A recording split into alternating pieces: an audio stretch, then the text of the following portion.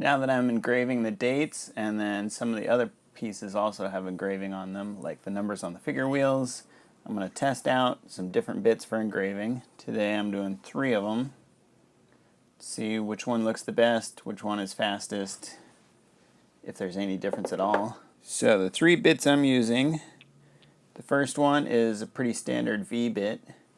It just comes to a point. It has 2 cutting edges. I use these for doing all the chamfers around the gears too. So it'd be nice not to need to switch tools to a special engraving bit. Just keep using this one.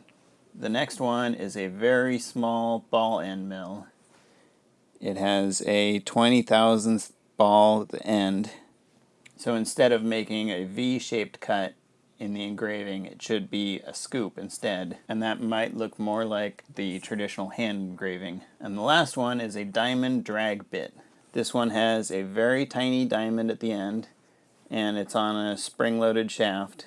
And this one, you don't actually spin it. It's not cutting. It's just dragging through the material. This one is pretty good for surfaces that aren't flat. If your surface is curved, as your bit is going along, that spring can retract and then go out again. For each of the bits, I have a few separate depths that I'm going to be cutting at.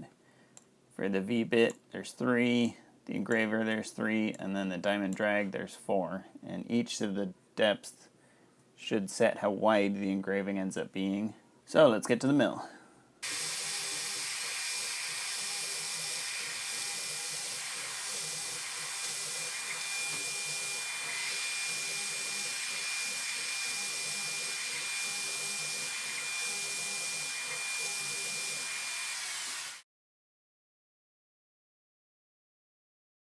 So it's not a surprise that the engraving bit looks the best.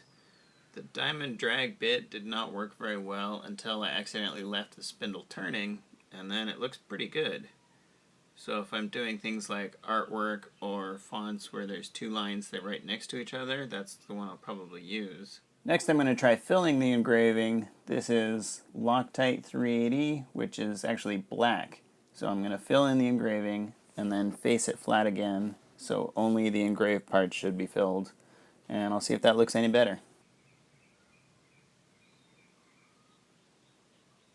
Filling in the engravings with the black Loctite, that didn't work very well except for the deeper ones, which I'm not likely to use anyways, but I might have to do that for the numbers on the figure wheel just so you can see them at a farther distance. So I think I'm done with that for now. Next time I'm going to try doing drills again and see how many of them I break.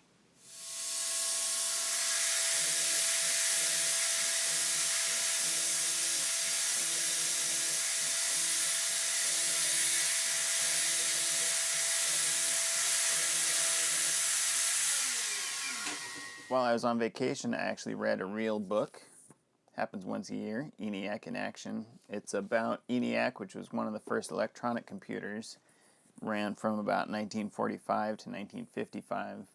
And while it's 100,000 times faster than the analytical engine, it's still interesting to look at how they programmed it, what hardware it used. Mainly, it had very little writable memory. It had a lot of readable memory, so they could run fairly complex programs. But for writables, they would make stacks of thousands of punch cards. And that got me thinking about what extra hardware I'm going to need to actually run programs on the analytical engine. And punch card machines is one of them.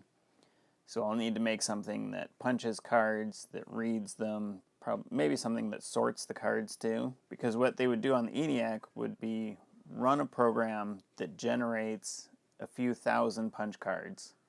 Then they would sort them and use them as input into the next program, which would then generate another 1,000 different punch cards.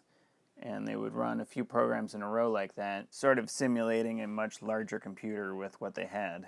I expect I'll need to do that too, and I was already planning on having a punch card reader, but I'll also need to have a punch card puncher on the analytical engine. That also got me thinking about how much of this is my own design, sort of using the layout that Babbage started, or following more closely to his original design, which was never finished. One example would be indexed addressing. In the store, you have 20 to 50 memory locations, and in Babbage's original design, you could pick one location specifically by that number. But in modern computing, you have indexed addressing where you can pick a location based on some previous math. So you could say location 1 plus a certain number, and that would offset to go to the next location. Since Babbage wrote programs but never actually ran them, he never found the need for indexed addressing, but it's probably something he would have come up with fairly soon anyways. So am I building this using modern computing ideas or his computing ideas, or what he would have eventually come up with? This isn't something that's affecting my design yet, but probably will soon. But for now, I just need to focus on making more parts.